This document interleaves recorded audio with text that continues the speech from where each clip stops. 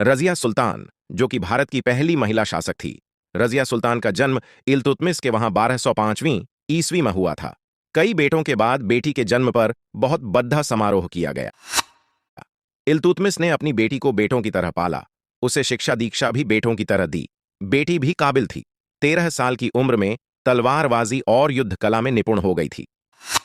रज़िया अपने पिता के साथ युद्ध में जाने लगी थी। वह अपने भाइयों से काबिल थी, इसीलिए इसलिए उसके पिता ने उसे दिल्ली की अगली सुल्तान बनाने का फैसला कर लिया था।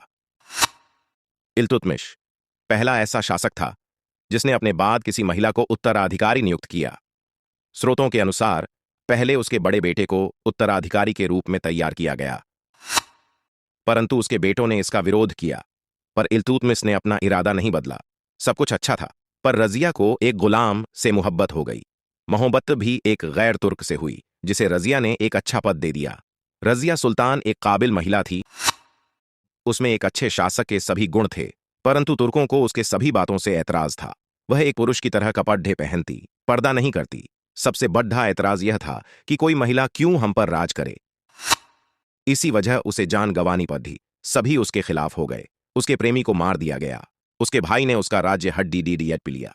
दूसरे उसके बचपन के दोस्त अल्तूनी यानी रज़िया से एक शर्त रखी, उसके छीने हुए राज्य को वापस दिलाकर शादी की। यह बचपन का मित्र अल्तूनिया उसे एक तरफा प्यार किया करता था। रज़िया ने इसका बहुत विरोध किया, पर उसका राज्य उसके भाई बहरान ने छीन लिया। अपने राज्य को बचाने के लिए रज़िया ने धैर्य से काम लेते हुए भटिंडा के गवर्नर अल्तुनिया से विवाह करने का निश्चय कर लिया और अपने पति के साथ दिल्ली की तरफ कूच करने लगी।